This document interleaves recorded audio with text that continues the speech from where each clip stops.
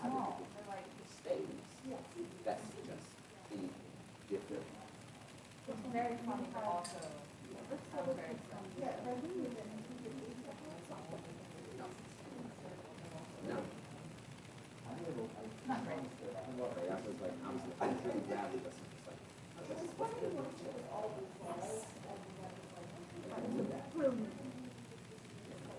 Right. Such an example. That's it's like, too bad we are. Because we can talk. Ready? Oh, are y'all ready to hit the road? Well, I think we have, I happened to speak to Nona that today in the speakers lounge. And just want to finish up the last meeting. They are fully packed up. You are too? Yeah, I put everything in the car. Look at something in the bathroom that I saw. I'm ready to be jerky. The only thing that I can think of is, did you see my water bottle? No. It's the only thing I don't know about. Okay. You do have it. Here, I also do have a card right here. So I get back to the room. Never mind, I gave it to you. I already gave it back.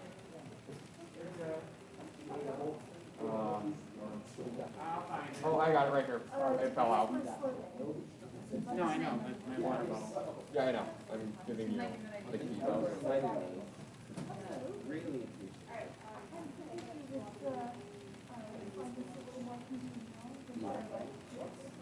I mean, other than doing story and it's so funny because I've been asked to do it again. I'm like, I'm not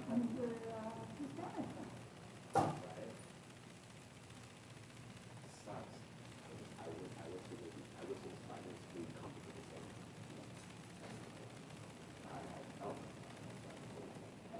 Like that's just like, yeah, let's talk.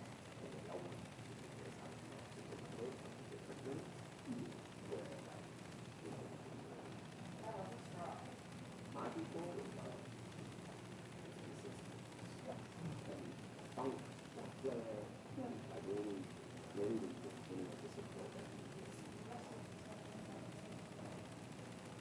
But I know we can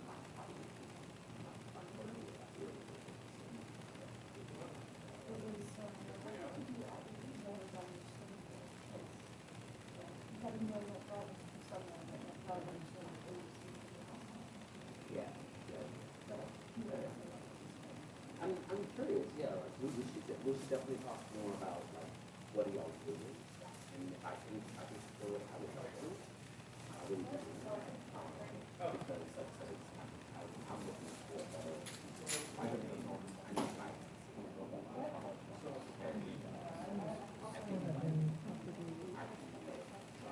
I don't know where you would do it. That's the time. You've got these. I don't even know where you would do it. Like, I didn't bring a water bottle, but I know Versus mothering. Yeah, so like that's what I need us to figure that out.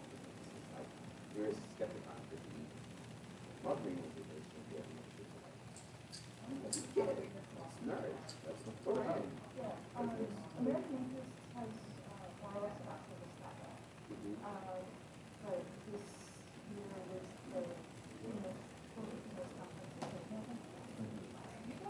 Yeah. So we don't have any of our organizations on this yet, except Debbie for that. Yeah. That's good. Hey.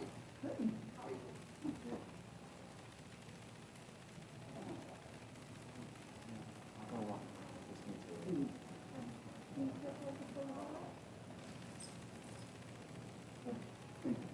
Oh, thank you. I just have to go.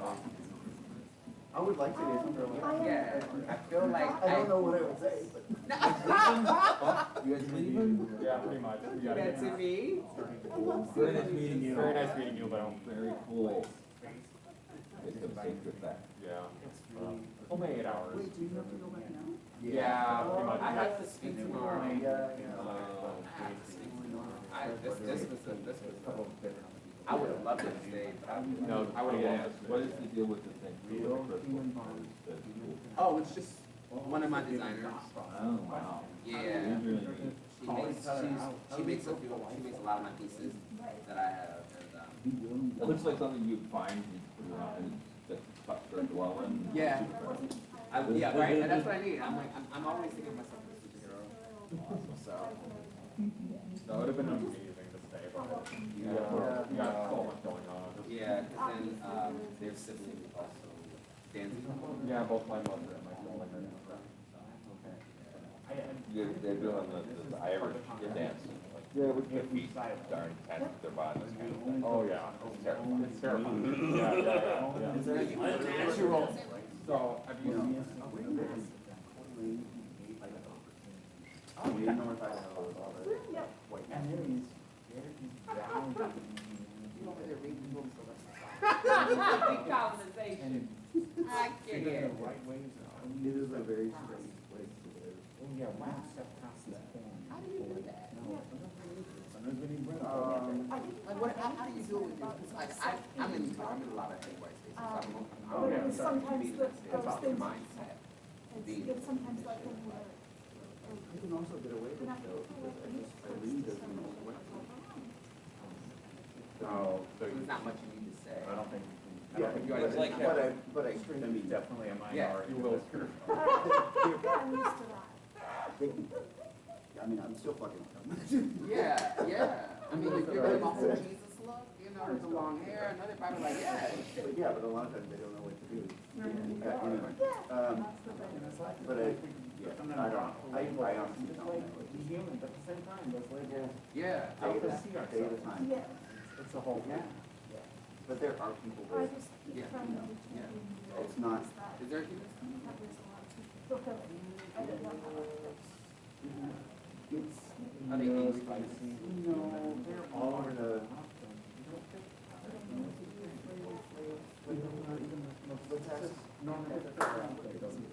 Oh. so that's the, like, the immediate norm. How do people just never know what to do? Hard to know what to do. I don't know what I'm doing. Yeah, But there's a difference between not knowing what you're doing and not knowing what to do. Oh, okay. Yeah, that part. Yeah, like, I guess Right. Because they, yeah, they just don't, they, you know, they're too comfortable in the homes or that they, yeah, I want to see it in front of it. It's, Yeah, that's all the they same want. as you get in a lot of white spaces. Well, that's what I'm It's saying. just It They don't sounds want to like- do the work. Sounds like ethical culture. Yes. Sounds like ethical culture. Now, over in Spokane, there is a different group, but they're slightly less organized. But they do skew a little bit younger, they skew a little bit wider in their view of what they do in the human being. But they're less organized and they're not as, they all get their political activity, you know, in other organizations, other organizing spaces. So that's not what they use their for. I don't really fault them for that, but I would like to see them get a little more organized, but we'll see what happens, because working with, Sam at American Aid is to organize a regional conference.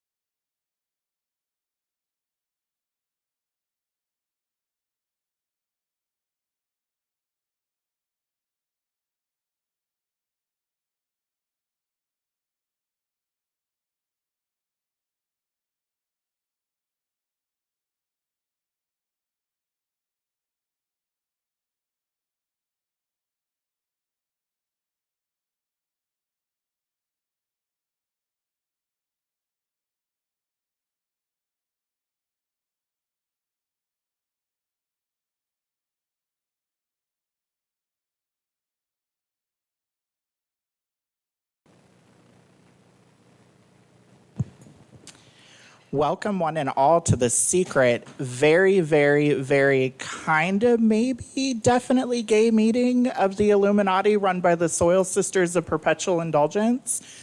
We are known as the dirtiest hoes of the sacred heartland. The topic today is the art of being subtle, aka the gay agenda. If you have not gotten your copy, which I believe everybody has, please look to your nearest super gay clown drag nun for your agenda. Please note that after reading through the topics, there is a section for questions, which will be taken in the last portion of the panel. If we run out of time, please feel free to seek us out in the halls or send us a message on Grindr through Beyonce's internet to one of the many faceless and or torso showing profiles. You'll know it's us when we respond mask for mask only. I would like to introduce you to our esteemed figureheads. We have Father Allen. Sister Gay Bitch Milkshake, myself, Sister Marjorie Arcana, and at the end, Sister Junita. Choices. To ward off the super dry spirits of Ben Shapiro and Alex Jones, Sister Gay Bitch Milkshake will kick off our session with an invocation to our Savior, the great non-binary T-Rex overlord and mafia boss, Karen.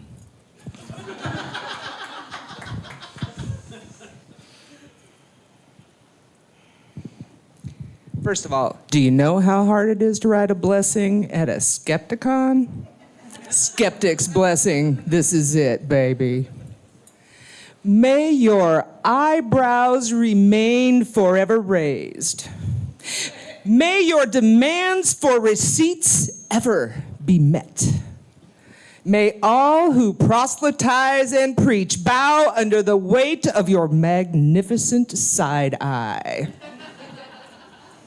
Let all who follow blindly, who do not follow blindly, stay protected by their blanket of doubt that they may receive nothing but pleasant surprises for all of their days. In the name of the Mother, the Sister, and the Holy Squirter, as above, so below, so mo it be. Huh.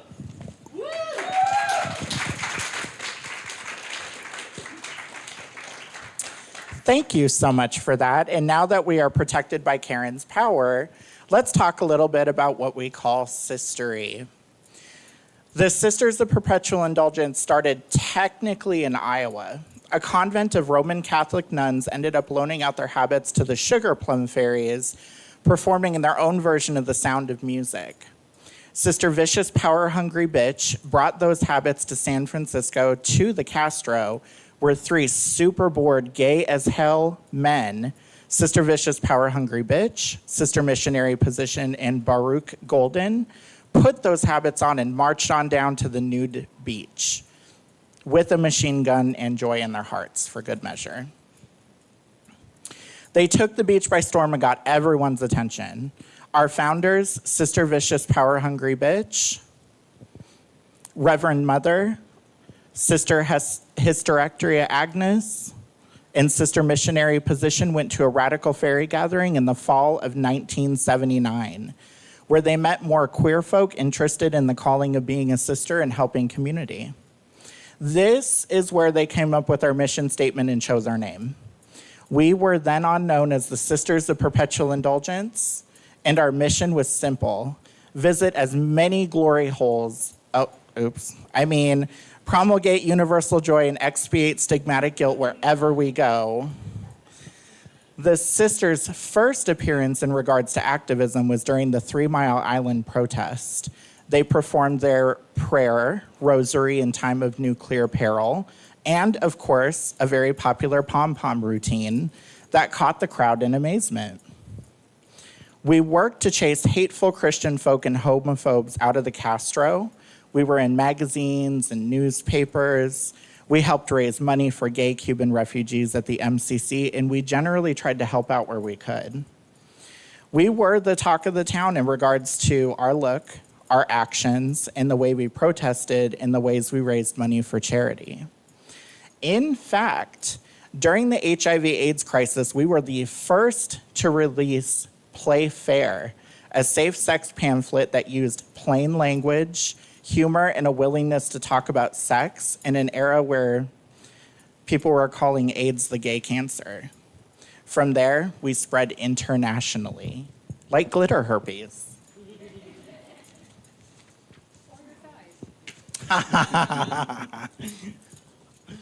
You may be asking, how did these little hoes on the prairie get their start? Well, it all started in 2020 amidst the onset of the COVID-19 pandemic. Sister Fagatha Hardness answered the call, the Glittery Veil, and joined the Four City Sisters in St. Louis, Missouri. It was not until their first official manifestation at a Southern Illinois Pride event that the need for the sisters in this rural, extremely non-LGBTQIA plus inclusive environment showed itself, and the desire to start a house was born. It was under the moniker of a Fourth City Sister that Sister Fagatha Hardness began to map their plan to start an aspirant house, a house that is aspiring to become a mission house. The original four founders were Sister Fagatha Hardness, Sister Mothra Stewart, Sister Gay Bitch Milkshake, and Sister Togoff Tolls Ryuk. They laid the groundwork for our house to grow and evolve. In August of 2021, we finally officially became an aspirant house and were soon joined by Sisters Junita Hug and Kitty Sprinkles, former members of the Four City Sisters, and our journey began. Aided by our connections to the Rainbow Cafe, shockingly, they do not serve coffee, and the Southern Illinois University of Carbondale, we found many opportunities to service our community through outreach and ministry. And of course, this is as a means of promoting human rights and respect for diversity and spiritual enlightenment under the original idea of being called the Saluki Sisters. Drag show pageants, picnics in November were our venues. TikTok, Facebook, and Twitter were our means of social outreach. Those beginning months seemed filled with all the busy work needed to declare to the SPI that we were indeed serious about our desires to be recognized as a house. In December 2021, our hard work and dedication was acknowledged, and we became a mission house, a house worthy, a mission house, a house proving its worth. Then in March of 2023, after a whole lot of hooking and hard work, we became fully professed and earned our way into the organization, one truck stop connected to a Denny's at a time. We are the Soil Sisters, the dirtiest hoes of the Sacred Heartland, and we are here to be a beacon for our queer community. We are here to be the weirdest bunch in the room so you don't have to be. We want the community who tries to silence us know that we are loud, proud, and gay as hell.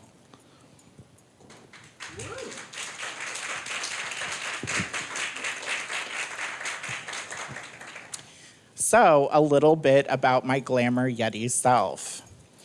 I personally was attracted to the sisters when I lived in Seattle, Washington. As an awkward teen struggling with their identity, I already knew I was gay. Lord, and so did everyone else. My gayness walked into the room 3 miles before I did. But there was more to it, and I didn't understand what that was. I met my first sister during a Seattle Pride parade. They held up a mirror to my awkward, super gay teen self and told me I was beautiful. From there, I ran into Sister Unity's YouTube videos and I was enthralled. I moved to Missouri and found myself all grown up, but still confused and lost. I felt like the community didn't really like me. I was hypersexual in toxic ways, unmedicated and lost. It was then that I found the local house here in St. Louis, met many wonderful out-of-state sisters that guided me on my path until finally I learned how to get myself together. I was even invited into the Soil Sisters during a MEPC prom event. They presented me with a bouquet and a card, and it was one of the sweetest moments in my life. When you receive a bouquet from another drag nun clown, you cherish that shit. I definitely did. I am very active in my community today. I have helped prepare food for others less fortunate. I have marched in protest and spoke out in speeches. I have held hands and held safe space for folks that felt just as insecure and lost as I did.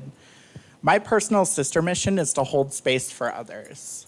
Talk about the destigmatization of mental health and to spread joy wherever I can. My art style and the way I paint is reminiscent of Mother Mary if she dropped acid and turned into a movie character I can only imagine in the movie The Cell. My manifestation, as we like to call it, helps me bring out my inner compassion so I can nurture and hold safe space for all those who need it most. But enough about me. Let's talk about Sister Gay Bitch Milkshake.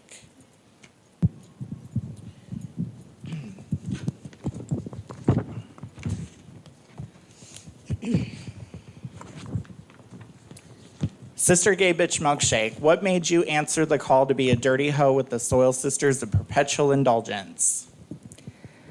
Well, I kind of have to give you a little bit of background because the truth of the matter is I was being drawn toward the sisters before I even knew they existed. In 2019, I took an offer for early retirement. I was a public defender, and I'd spent the last 20 years of my 30-year career in that office. You calculate public defender years like dog years, so my 20 really was 140. And I'm sure it doesn't surprise you to know that, most lawyers have a desire for jazz hands, right? And if left to our own devices, if we don't keep ourselves busy, we tend to get in trouble. In fact, my beloved mentor and friend and former judge ultimately went to prison for smuggling heroin into a federal penitentiary. That was not going to happen to me. So I developed a plan. You gotta have a plan. Got myself a part-time job, joined the Rainbow Cafe board, which is the LGBTQ center we've been talking about. And I decided I was going to take some classes and travel and yeah. Well, COVID hit.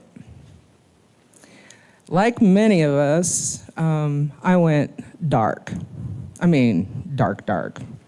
I could unfriend a mofo faster than you could say my name. And I just, it got bad. And when the world started to reopen, I was not down with that. I sincerely had lost faith in the humanity of humanity. I don't think I'm alone. But you know what? Because I was on the Rainbow Cafe board and I had obligations, I was exposed to our fearless leader, now known as Fagatha Hardness. And they were talking about the Sisters of Perpetual Indulgence. And I'm like, what? You get dressed up and put on makeup and, yes, jazz hands. I'm not lying. I joined initially for the fabulousness of it all. Yeah, it's true. And the sisters slowly, really, they coaxed me out of my house. I am not naturally an introvert, but I was in serious danger there. Well, okay, so I became a sister. And it was the strangest thing. As they coaxed me back into the world in little tiny ways, I kept discovering needs that were out there that maybe we could meet. And I got to do a lot of online shopping because, man, if you saw my stash of makeup, you wouldn't believe it. And clothes, oh, thank God for Temu. But over time, what was kind of a social outlet for me and a saving outlet really grew into what honestly did feel like a true sisterhood. I was inspired by each of the people I met. Their passion for serving the community was just amazing. And oh my God, it kept me busy. I was not bored. It is really hard to be bored when you look this great. And they look great all the time. Wow, thank you. It was amazing to me how much each and every one of the sisters that I met cared. I mean, they gave a shit. I mean, I was so used to no one caring about anything but how it affected them. And I found a whole worldwide organization of people who really, truly do care about others. And you know, I still love the costume. I do. And I love being Sister Gay Bitch Milkshake, or I understand I have a nickname. What was it? Sister Gay Mom Milkshake? Sister Gay Mom Milkshake. I know, right? I love that. It's awesome. I'll take it. It's like a new Fergie song. Right? And I found my name. You know how I found my name? It was a meme. I'm right. When the answer is Gay Bitch Milkshake and you're about to become a queer drag nun, how could you resist? And you know, I love everything about this organization. And I know the first mother house is actually in San Francisco, but I was born and raised in Iowa. I consider Iowa City the Holy Land. So, you know, I had to be a part of it. I got a second question for you.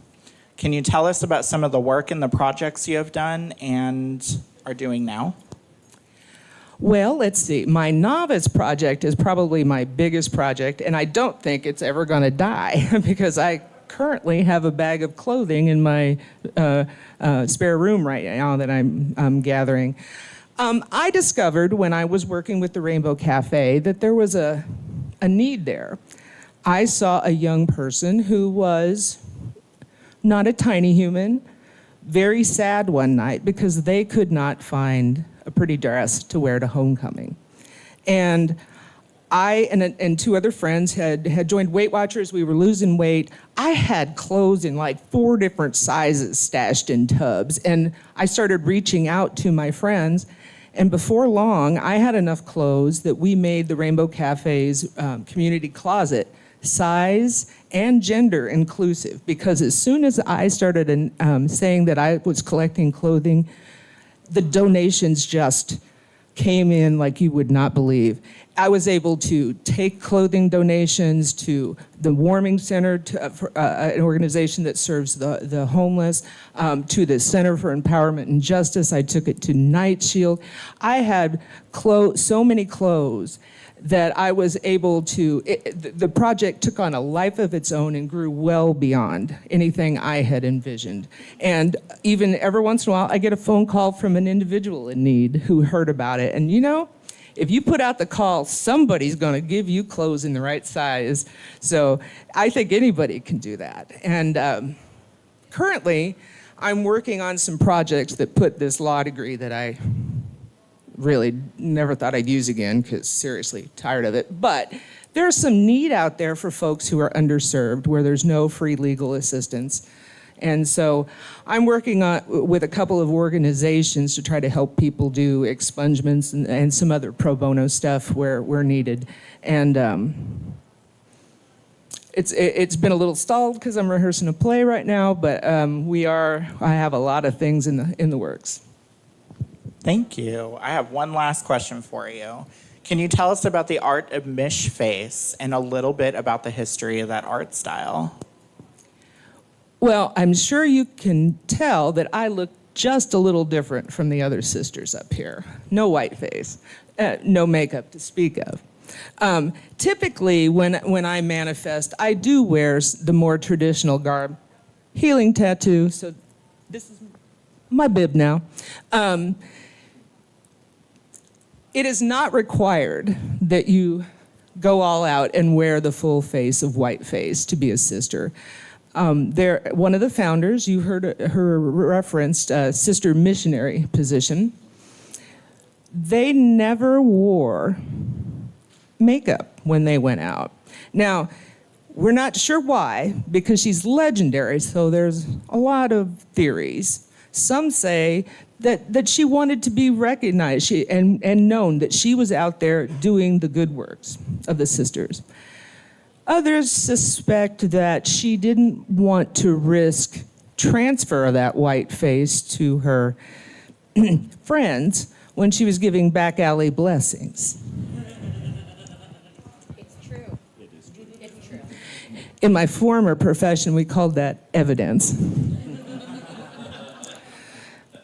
But regardless, she never wore the makeup, and she didn't have to. She did wear fabulous glasses. And when I first, oh, come on in. We scared them all. Oh, well. It happens all the time. Yeah. When I first joined the sisters, I did the makeup. I beat my face for all I was worth. I'm not saying I was great at it, but I became proficient. And the one thing I could not do, freaking eyelashes. How do people do that? Like, it's a special skill. I can't do it, so you see my answer. So I had turned to marvelous glasses as part of my persona and part of my manifestation. And then, frankly, I decided I just didn't like how it felt, so I don't wear it anymore. I want my face known. I want to be a kind of a walking dog whistle, if you will. So if you know my face as a sister, you might recognize me on the street, and if you ever need help, I'll be there. Excellent. Thank you so much for your time.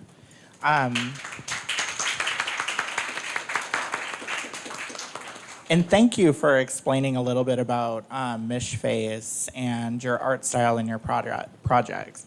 A lot of people, when they see the sisters, they tend to think that they have to do the makeup because it's the most recognizable part that they see a sister doing. You actually don't have to. We also have different various roles. If you don't want to necessarily be a sister and dress femme, you can be a sibling. You can be a guard. There are different roles. There are different ways to present, and your art style is really your own when you enter the sisterhood. Next, we have Father Allen here. Father Allen, can you tell us a little bit about how you met the Sisters of Perpetual Indulgence? Sure, let me restart this timer. There's a lot to be said for that. So I'm Alan Young, and the sisters, I want to go back to, more than a few decades now, to the 80s in San Francisco at the height of the HIV pandemic. You know, at a time when there was so much death that they were running cadaver dogs through apartment buildings and SRO hotels to discover the bodies of those that died and that died unnoticed during the following week. You know, it was a really, really terrible time, you know, and I'm from Ohio, and at that point in time in Ohio, as in other places, if you were presumed to have HIV or to have AIDS, then you stood a chance of having your house burned out, you know, from underneath you. And so I, like tens of thousands of other people, you know, like I went west, and San Francisco was about as far as you could go without, you know, getting in the water, and so that's where I landed. And there I was. So a few weeks after arriving in San Francisco, I was staying at the Central YMCA. And if you've ever been in the city with a capital T and a capital C, not like New York, you'll notice that the city is built on it's on a grid, but it's on a diagonal grid. And so I got on the wrong train, and I was trying to go to the Castro. And I ended up on the wrong train and was at DuBose Park, so I walked over the hill. This goes quick. So I walked over the hill, and there was this great throng of people, and it was the anniversary of celebrating Harvey Milk's birthday, you know, who was recently assassinated not that long beforehand. And you know, I walked down into the crowd, and there's this, you know, this nun, Sister Boom Boom, who handed me a sign and was like, "Here you go, you know, like you're going to march up Market Street." And I'm going, "Well, is this legal?" And you know, Sister Boom Boom was like, "Bitch, it doesn't matter if it's legal or not. You're going to take this sign and you're going to march down Market Street like everybody else." And so lo and behold, you know, like that was my introduction to the sisters, my introduction to resistance to oppressive forces in society. And that brings me to how is Father Alan Young here? So I'm an ordained priest. I'm also the provost of the Companions of Dorothy the Worker. We are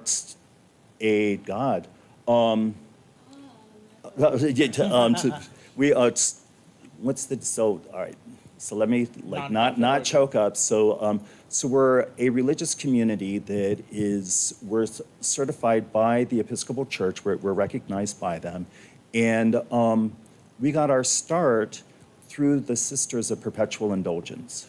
Because, you know, there's a lot to be said about religion and about spirituality and all of those things. And through the HIV pandemic, you know, the one thing that I kept getting drawn to was, you know, like, what does this all mean? What does any of this mean? And how to develop questions of meaning, both for myself and for the communities where I serve, where I work, where I live. And how does that all fit together? You know, so, so the Companions, you know, kind of formed, we're all pretty queer in our own little ways. And the sisters in San Francisco, they were our fiscal sponsor for our first 2 years. And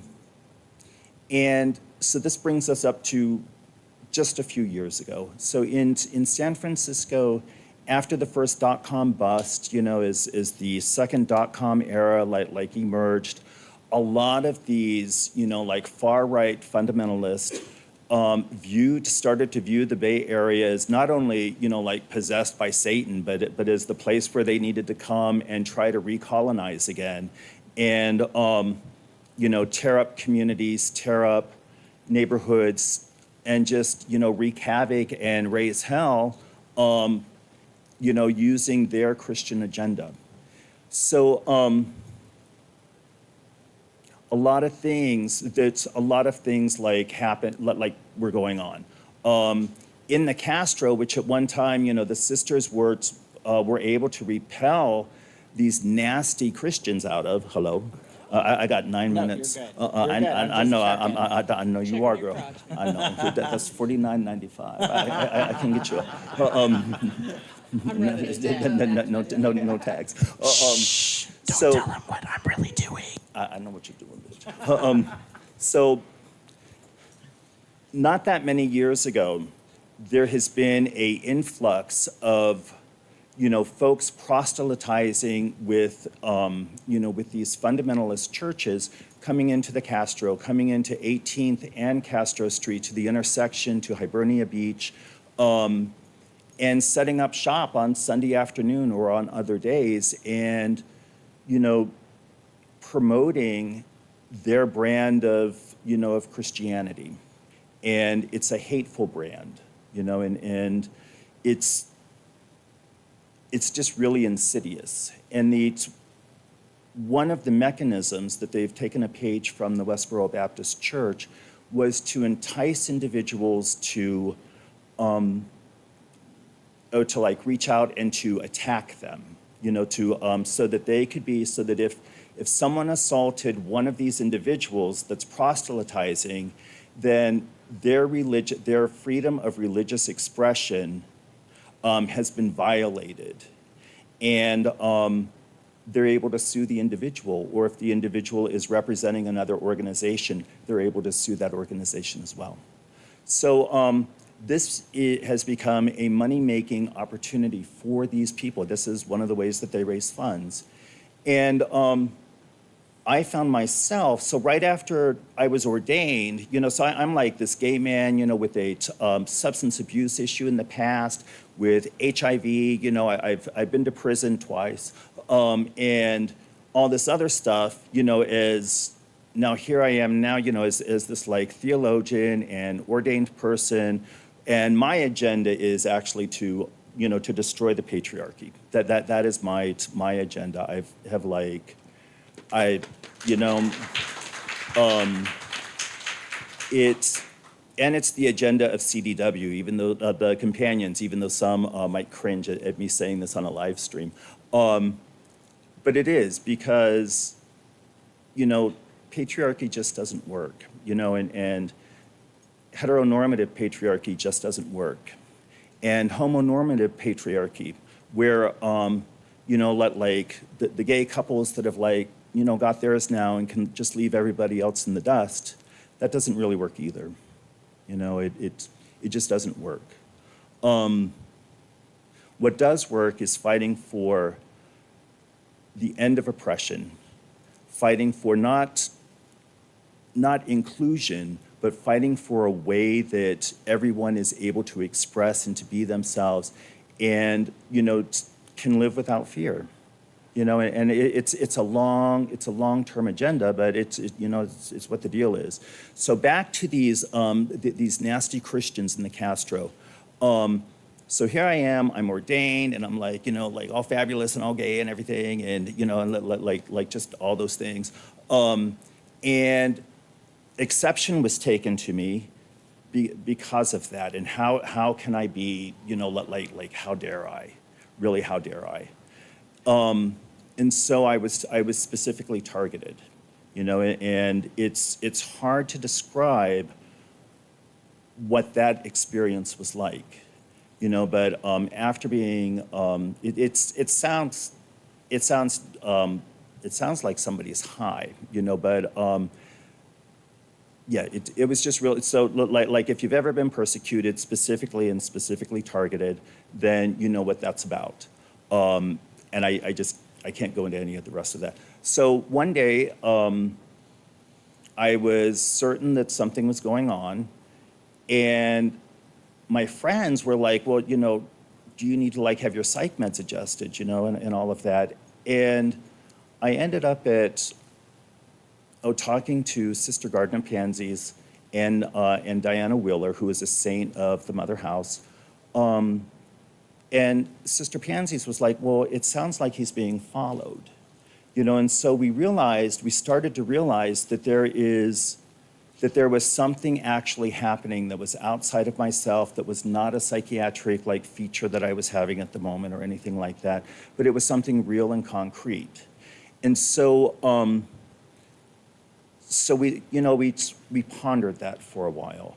And over time, after I left San Francisco and moved back to the Midwest, we developed this thing called the Disco Response Team.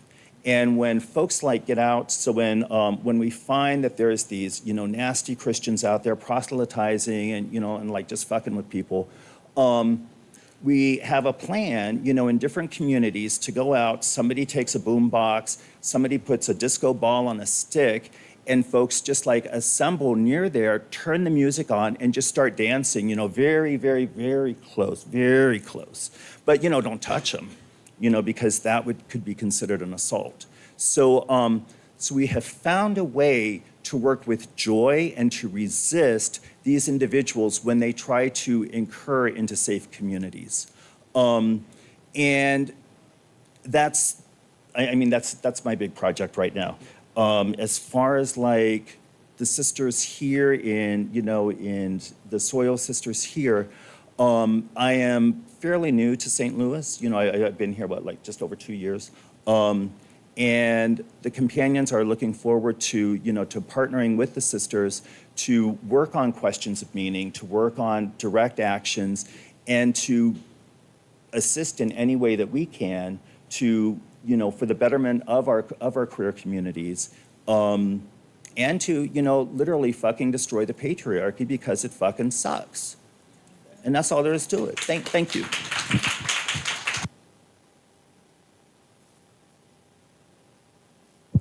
I love listening to Father Allen. You get so much history.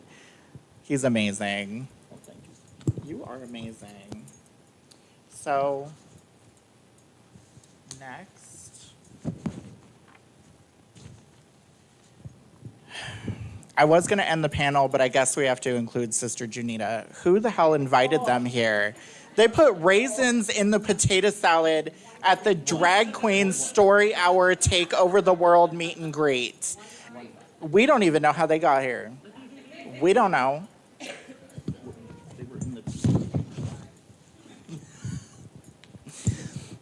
I know he'll be taking Highway 55 back to Arnold later by themselves.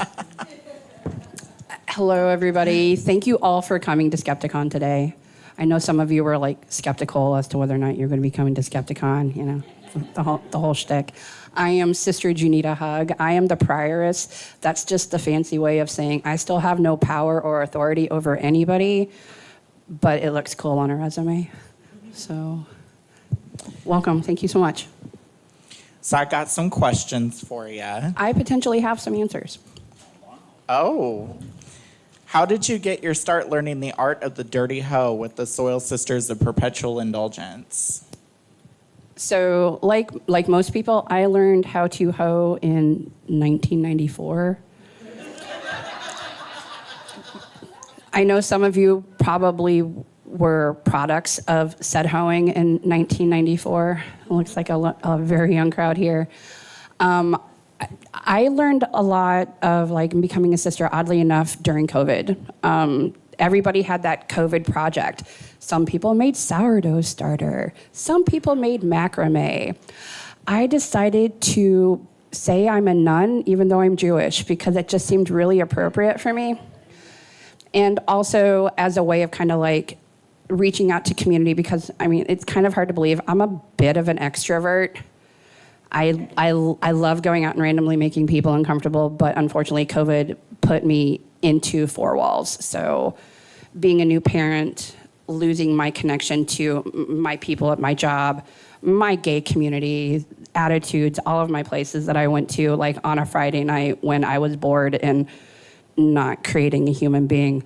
It was taken away from me. So finding the sisters was kind of my way of reconnecting with myself and then also connecting with my community that was struggling with having some sort of social outlet. I mean, you can only do so much gay drag bingo over Zoom with JJs and Just Johns before you're just no, I can't do it anymore. So I have actually known about the Sisters of Perpetual Indulgence pretty much my entire life. I had the privilege and joy of having a mother and a father who were part of the alt lifestyle.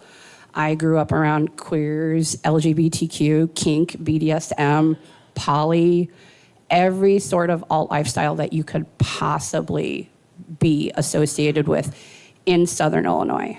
So in rural Bible Belt, Southern Baptist preacher is my neighbor type of territory. So, I mean, it was not uncommon for me to go to what I thought was just a normal party, but which turned out to be you need to hang out with all the coats while we do coke or pot or mushrooms, and then inevitably you see a beautifully clad gay male wearing whiteface, and you're just I want to be one of those when I grow up.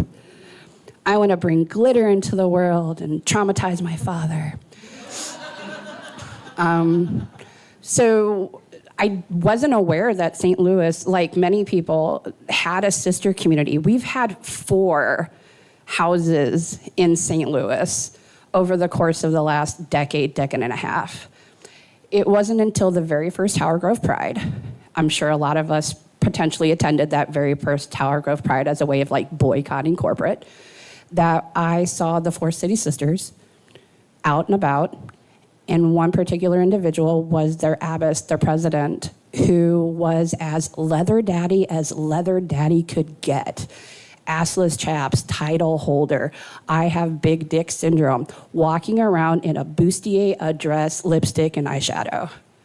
And I was like, what the hell is this buffoonery? You are Casey Leather, you are pinned, you are vested, you are as big dick energy as you can get, and you are doing this. This is fucking fantastic. I need to do this. What can I do? Where can I go? Who can I join? Then I got knocked up. So I was just oh, well, okay, that's not really gonna happen. Can't really go out into community, into the bars while I'm 9.5 months pregnant, about to create a tax deduction that really isn't a tax deduction anymore. So he's gonna be at Quick Trip with taquitos and chocolate milk later if you want to pick him up. But I just randomly decided one day to reach out to the Four City Sisters and ask them, it's like, hey, are you guys taking new members? Because I feel lost. I was not with my partner. My partner was working opposite shift. I was a new parent with a tiny little human who didn't understand why I can't go on the playground. I was struggling as a mom. I was struggling as coming into my gender identity, coming out as queer, non-binary, doing that in a space where like, okay, I have to now have people look at me and say stuff behind my back while they look at me. I need something else out there. So that's how I found the sisters. And I decided 2 years ago that while the Four City Sisters is a wonderful organization, it's not my journey, to go back to Southern Illinois, go back to the place of my trauma, the place of my horrors, the place of my nightmare, and let queer kids know, you do not need to leave. You stay here. You stay here and be a safe space for other queer kids who are coming up behind you, and you let them know it's okay to be gay in a sea of red and be that lone glitter dot. So I joined the Soil Sisters. And now I get to deal with this bougie, shady heifer. It was potato salad one time. It was on TikTok. They said it was a good idea. We will never forget it. I won't forget that contour. Or lack thereof one. What contour? Can you tell us about your journey as a sister while being a full-time parent? So if anybody here is a parent, can anybody who is either raised or birthed or been around children? Okay, so you all have probably felt my plight about what it is to have a little kid and an eyeshadow palette. Or glitter, or glue sticks. It's actually been very, very interesting for me. I work for Washington University School of Medicine here in St. Louis. I am a technology claims analyst. I have a second job. I'm a full-time parent, and I'm a full-time partner. So my journey with a lot of like what I do has to kind of be outside of the normal realm of what a standard traditional sister is. Where do we minister? We do a lot of bar ministry.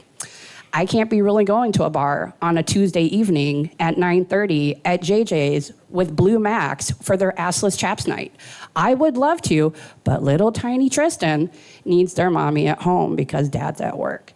So I've had to find alternate means of how to be around my community, how to support my community, how to immerse myself in community. So like I did what everybody did. I went to TikTok. I used every single filter known to human creation with all the dubs. I talked about how coffee, I need it, and how my life is a mess, and then how I really hate dolphins and those gay chemtrails. But that was my community. And then the world opened up. And I found that, okay, this community is welcoming me with my child. So now I take him with me. I take him with me when I go to drag story time. I take him with me when we go to events like Tower Grove Pride or St. Louis Pride or St. Charles Pride. I tow him along with me. And I use it as a means of not just showing my community, hey, I am here for you. I am a part of this world with you. You make my life better. But I also use it as a way of teaching my son, who unfortunately has a lot of negative influences in his life because of biological family, that this is your community. You use your privilege, regardless of how you may identify in the future, to support your community. They are no different than you. Just because they choose to lay with who they lay, love who they love, look how they look. There is nothing different from them. You celebrate those differences. You embrace those differences. You love those differences. So I kind of like use him as my way of being that one cool parent that I always wanted to be when I was growing up, and then had made the decision, I don't want a kid. Kids are disgusting. And I let him put on the eyeshadow, and I let him come out with me, and he can be a little sister tax deduction all he wants to be. He's just a really shitty tax deduction. But I use that. I don't have a lot of the same experience as a lot of the other sisters. A lot of our sisters, oddly enough, have penises. And I know, right? Shocking. I have a vagine. And it is spectacular, it is glorious, and I'll show you at the aquarium later. But I do that. So my journey is a lot different. There's not many AFABs, individuals assigned female at birth, in our organization. We're a very male-dominated organization. So yeah, that's my difference. Sister Junita is an amazing parent. They make me want to get pregnant every day. I'll be sending you your $5 on Venmo, and I guess I'll give you a ride home. I also thought that we had to have dangly bits in order to. Yeah, I did too. I thought you had to be male to be a sister, and then I met one, Sister in Lemonade Phoenix. If anybody ever travels to Kansas City and meets the City of Fountain Sisters, look for Sister Lemonade Phoenix. She is the spitfire, she is love and joy incarnate, and then you'll know that she's around because she drops literally every part of her persona on the ground: rhinestones, earrings, eyelashes. I think there was a dental dam one time. I found her IUD and her menstruation cup. It was a weird organization, but she was my first introduction of an actual AFAB individual, and not I've got a dick. I'm like, so do I. I got 8. Cool. How does manifesting as Junita help you to find and learn more about yourself? So even though I'm very much an extrovert, I'm an extrovert with a very small pod of people. So when I am in my secular government form, when I'm out in the street just as me, I have a really hard time just one, connecting to people. And then 2, wanting to socialize. I am on spectrum. I have Tourette's. I have social anxiety disorder. I have PTSD. And I am a very boring person when not in face, or so I thought. So oddly enough, putting on the face, I think there's something that has to be in bentonite super white powder. I don't know if it's potentially acid or LSD. But once you get that last pattern and you set it with your 55 layers of setting spray, because we melt in the heat and it's humid in St. Louis, I have a lot more confidence. I can look at individuals. I can have a conversation with you all and just be like, oh my God, your shirt is fantastic. Tell me about yourself. Outside of face, I would be like, and I would just walk away, go get my free Starbucks or what have you, and not engage. So this has kind of helped me now come out of my shell more. I have people that will stop me and be like, oh, hey, Chris, that's my government name, don't look me up. Is that you? Or I'll be in secular form, I'll be like, oh my God, Junita, and I'm just like, oh, hey, yeah, that is me, okay, I can talk to you. So being the white face, while again, not a part of our uniform in any sense of the word, helps me to connect more with people. It helps me reach out and make those moments, even though if those moments are 5 seconds at a protest down in Keener Plaza, or talking about Pride t-shirts and gay dinosaurs, or, this, that, and the other thing. Junita gives me more confidence. That way, when I take this off, I can take that confidence with me out. And then the other weird, autistic, Tourette, queer, Jewish kid can realize, hey, you know what? You're cool just the way you are. You don't need to do anything. So, thank you for your time. thank you. Thank you for including me. I didn't know about this until today. I'm never on the email with the gay agenda. I swear I'm so gay. I'll prove it. That's probably not the way to do it. But. FYI, she is so not boring out of face. Just saying. I crochet. I do old people stuff. And for one pair Then that's not a slight at you over there who's crocheting. We'll macrame later. And for one pair of eyelashes a day, you too can sponsor Junita back into the gay agenda. Please make them 301 Christina lashes found on Amazon in packs of 20 for $22. Thank you. In the arms of an angel. Ooh, I broke a window. I broke all. Are the windows okay? Do we gotta pay anything? Ooh. So, let's go ahead and kick off our Q&A session. Please turn in your gay agendas to your nearest sister nun, and we will go through them one at a time for as long as we have time.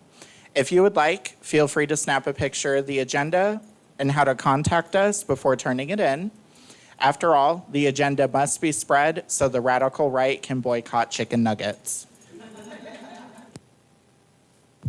Or if you don't want to turn it in, if you want to have a time to talk and ask us a question on the mic, we are totally open for that. We really don't have anything to do, and my coupon for Target doesn't become valid until 3, so. And then, there you go. Yes, if you do not want to write or you do not have a copy of the gay agenda, you can also just raise your hand and we'll call on you.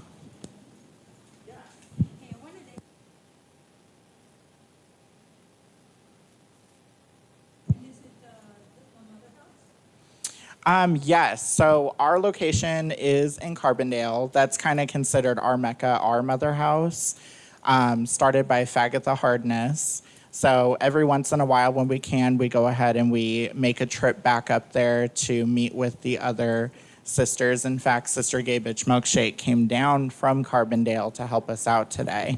So we'll travel back and forth between St. Louis and Carbondale. But yes, that's where our house is. I gotta say that really warms my heart because I was in Carbondale before. So you understand. There. Well, and keep in mind, though, that our main location is Carbondale because we don't have a fixed house. We often share the space with Rainbow Cafe, which has a place in Carbondale. But I'm from Heron, and we have sisters from other towns, and so we do try to cover all of Southern Illinois. We've been up here for Belleville events. I think I'm the sister that travels back and forth most. I'm the bringer of the banner, and I have a Prius. Yeah, that's why. But I think that personally, I consider all of Southern Illinois our area because we do have sisters based in St. Louis. So most houses are specific to a town or a city. That's not the case with us. So we do our best, but there are only so many of us. So if you're interested, just talk to one of us afterwards. We'll hook you up. I always like to say the best hoes go where they're needed.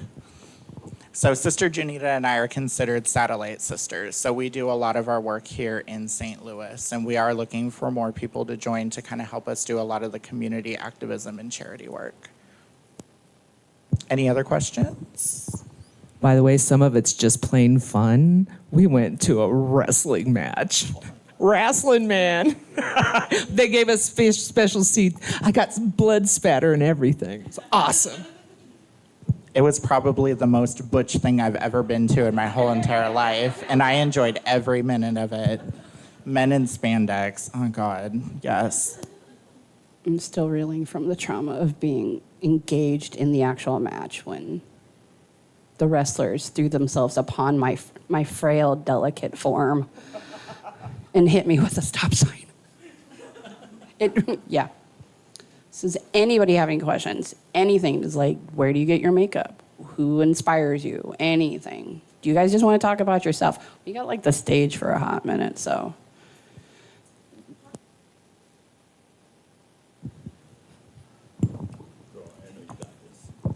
Glitter. I was born this way.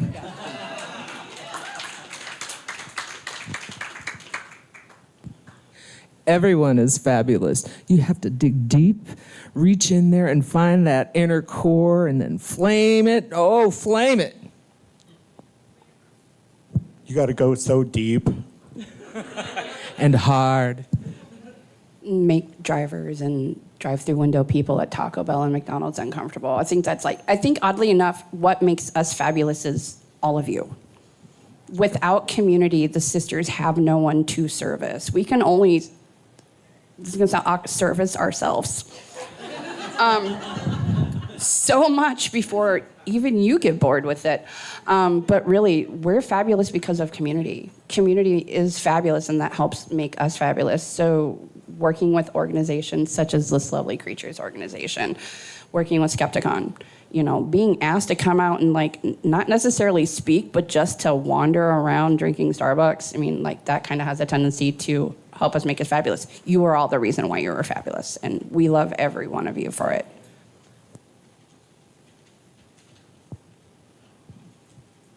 Okay, first of all, I love all this art. Look at all this art. Isn't that beautiful? We're gonna put that on our social media. That'd make a great tattoo. So, this is a great question for Junita. Can you talk about your experience with D&D?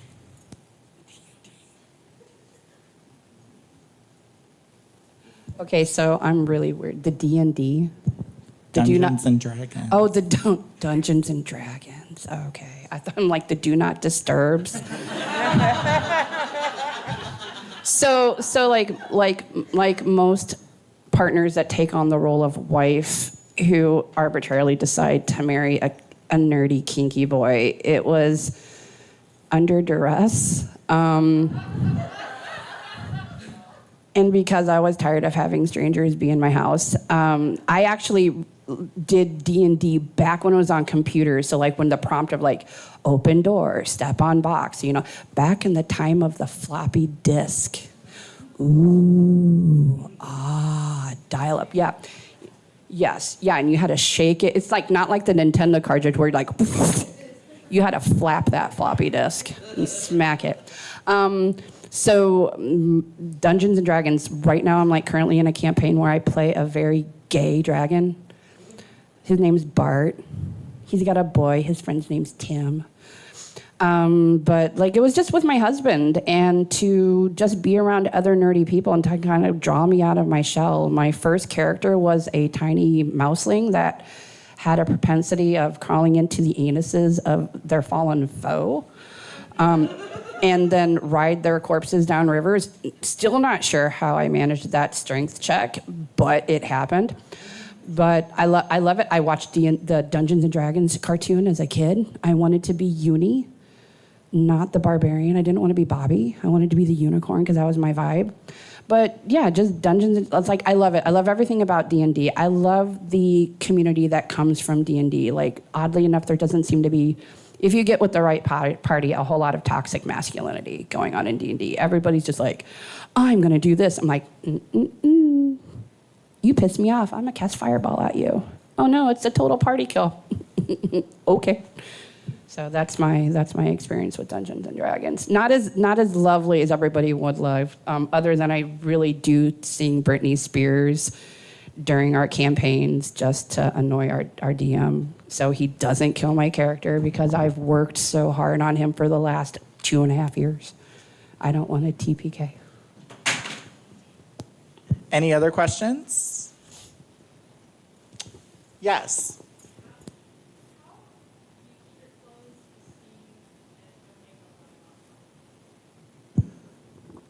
Tide, 7 layers of setting spray, and a prayer.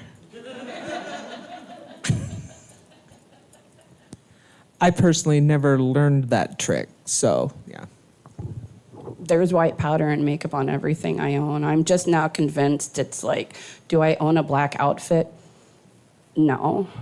It's everywhere, so don't use glitter. Glitter is a gateway drug to Lumiere powder and rhinestones. It's a facade. It's the glaring whiteness that makes you think there's nothing honest. No, we are just chaotic chaos gremlins, and it's everywhere. Just to give you an idea, I quit wearing the white face 3 months ago. When I put these glasses on today, I had to wipe white shit off of them, so it just keeps emerging. Any other questions? Yes.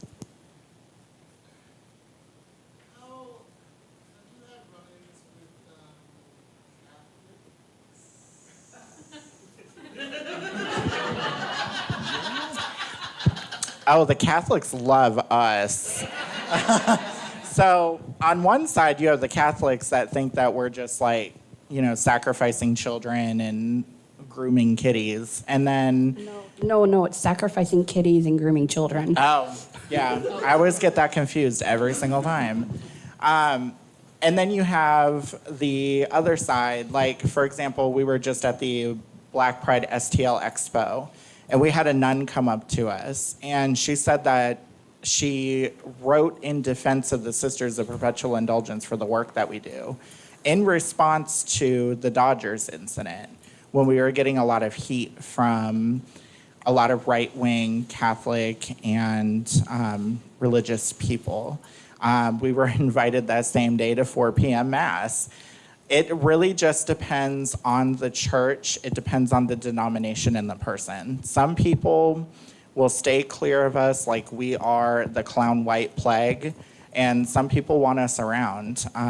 There just seems to be kind of a half and half in my experience. What do you all think? Well, and down in Carbondale, it's even a little bit different than up here in the city. So, but we have like the Newman Center, which is affiliated with the university, and most of those folks have been quite accepting. Sometimes we don't have the same values, but in the end, most of the time, we're all after the same goal, to help people who need it. Another thing to point out about the sisters is like so many others, we have made the prestigious list of a heretic with the Polish Roman Catholic Church and the Vatican. So we are on an official list. Yes. I pride myself on being on that list as a heretic. One, it's a Catholic list and I'm Jewish. So, like Catholics here, it's like, and oddly enough, any denomination, any organized religion is going to have issues with us. Like I have issues with Christians. I have a lot of issues with Southern Baptists. It's probably because of my stance on Chick-fil-A, or the fact that I go to their church and face and just sprinkle random things like condoms on their parking lot. It's true, I do it in Arnold First Baptist Church, right next to the Longhorn Steakhouse off of 141 and 55.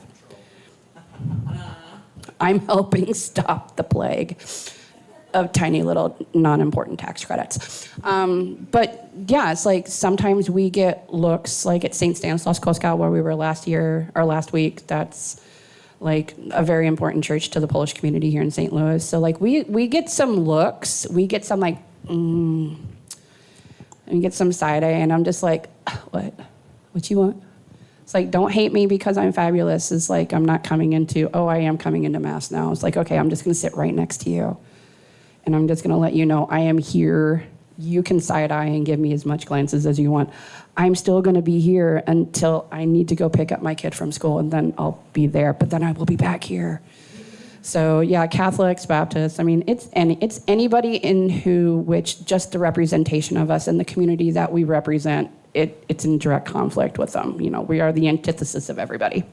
Fortunately, our appearance sometimes shocks them into silence. And that's kind of a part of our mission too. We're like the rodeo clowns of the drag world. We take the attention off of the less vulnerable and we take it upon ourselves. So I welcome all those side eyes and hateful comments. I just smile and wave and sometimes get really uncomfortably close. We resist through joy and presence. So whether Catholics don't like us, whether they do, whether any religious denomination does or doesn't, we're still going to be here representing the community because community deserves to take up space just as much as we do.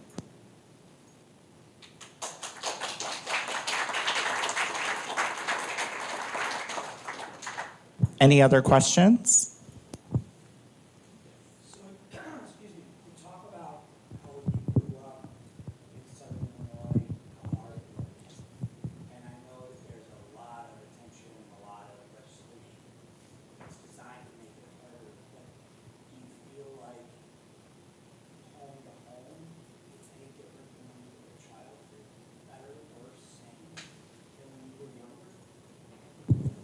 That's a really, really good question. For me, like, unfortunately, with all of the legend, and I apologize if I cry, this is going to turn into a really ugly, hot mess, like, right in front of you.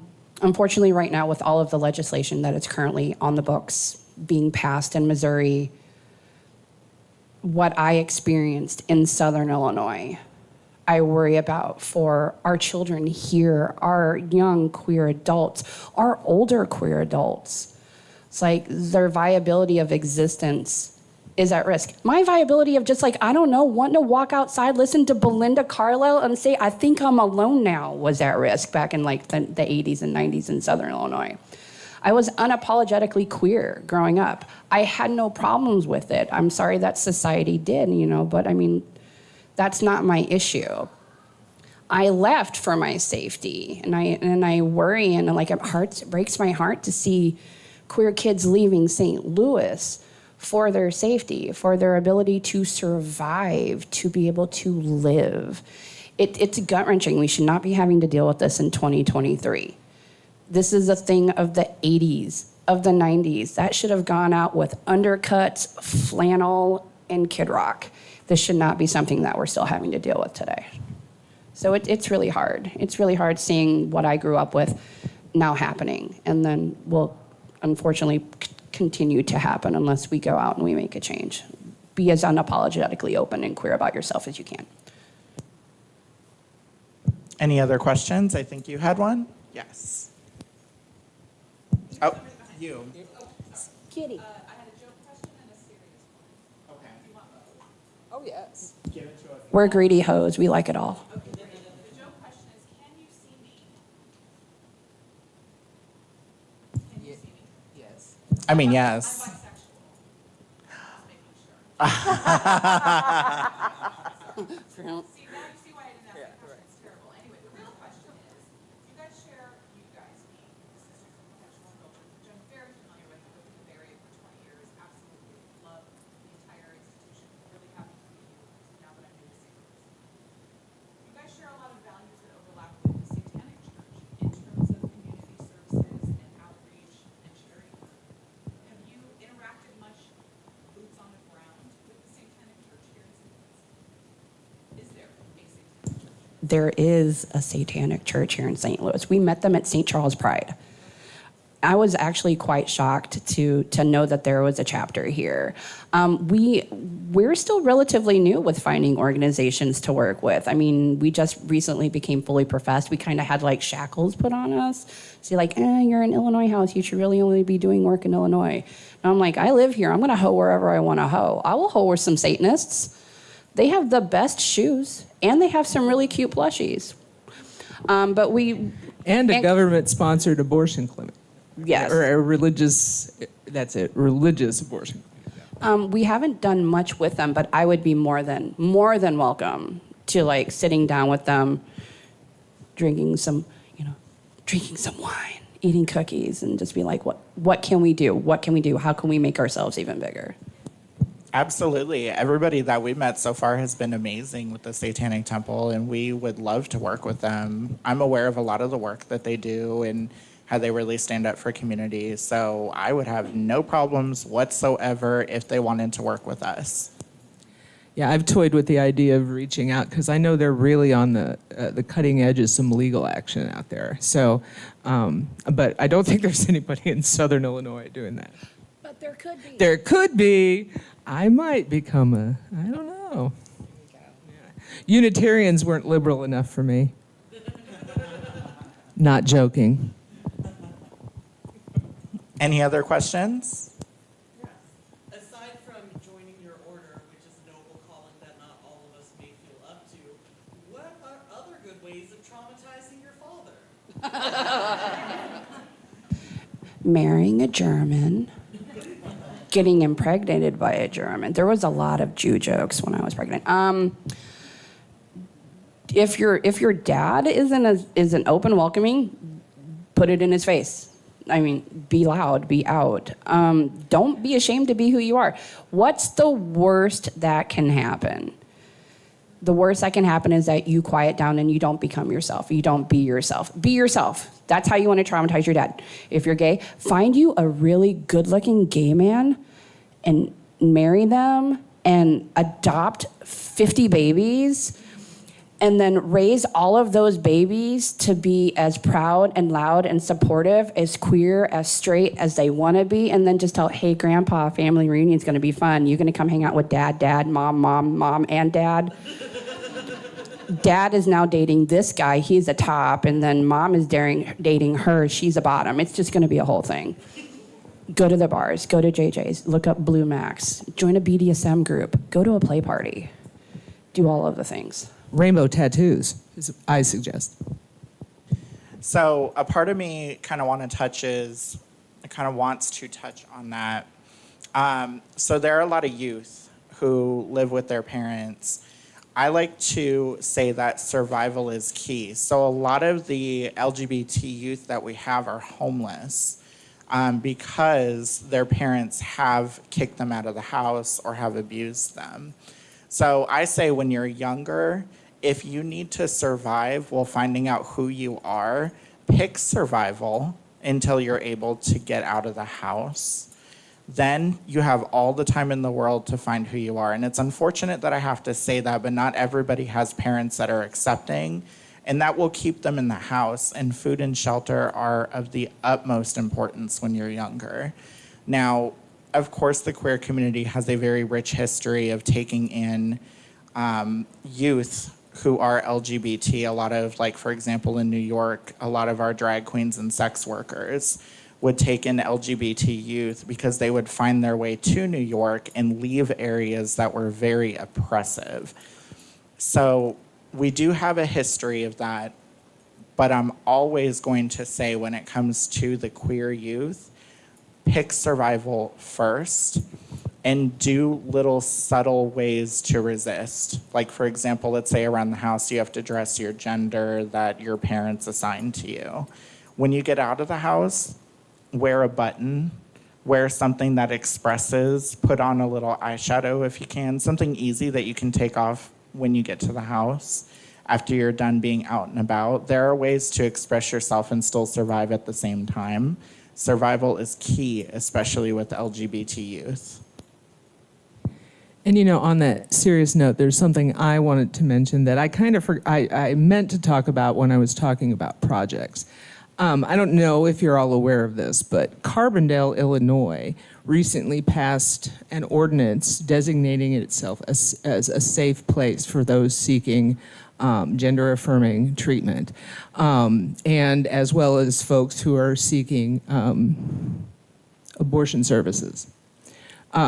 So there is an organization, it's called CARE. I can't remember what it stands for, but I'll find it if you reach out to me. And they are actively raising money and sponsoring people who are moving from other states where they can't get gender-affirming care or where they need women's medical services. So that's something that's going on in Carbondale, and people don't really know. Our Southern Illinois is quite conservative generally, but the state itself is not, and Carbondale is a little oasis of acceptance that is throwing its legal support behind. I mean, it's they just elected the first out trans city council member. They've just elected a black female council member. It's really it's changing right there. Everywhere else in Southern Illinois went very, very conservative, but it still is an area that folks can get some help that may not soon be available here. Do we have any other questions? Yes.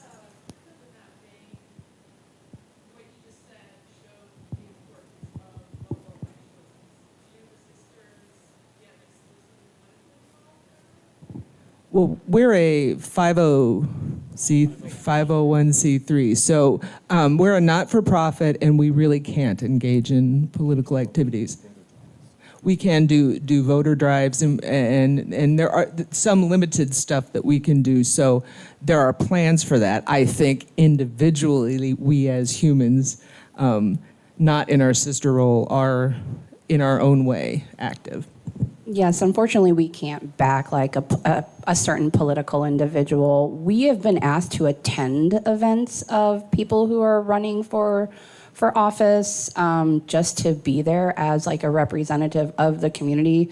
But we wouldn't be able to go up and be like, yes, we are the Soil Sisters of Perpetual Indulgence. We are putting all of our votes behind XYZ. Unfortunately, that's something that could easily get our 501c3 revoked, which unfortunately would get us kind of like kicked out of the Sisters of Perpetual Indulgence as a whole. So Yeah, it is required that we be a charitable organization before you can become a fully professed house. However, there are little ways that we can resist. We can attend such events and hand out condoms. We can spread joy. We can be present. We just can't be outward in our political leanings and stances. But absolutely, absolutely. So unfortunately, what we're finding is when it comes to marginalized groups and nonprofits, we tend to get targeted a little bit more than the majority of the nonprofits and religious institutions that you see. So we end up having to be more careful because the spotlight is more on us. But that doesn't mean that we can't be present and we can't participate in other ways. I think there were even some sisters who showed up in Kentucky to a council meeting. Yeah, I mean, so you can attend, I mean, we can attend public meetings. You know, we're perfectly able to do that. So just got to be a little careful. Any other questions?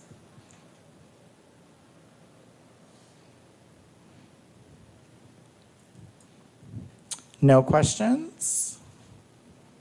Okay. Well, I want to say thank you so much for attending The Art of Being Subtle. We appreciate each and every one of you, and we would not be able to be in community or work in community if it weren't for you. So a lot of times, a lot of sisters say that this white face paint kind of represents a reflection back to the community. I don't necessarily think that. I think it's all in the work. And we all share in the work and we all share in ideals. And I want to thank each and every one of you for the work that you do in your communities and your families, because even those difficult conversations that you have to have with Uncle Ted the racist at Thanksgiving matter. So you may not be able to make an impact in a bigger scale, but those small one-to-one interactions make all the difference. Thank you for being here.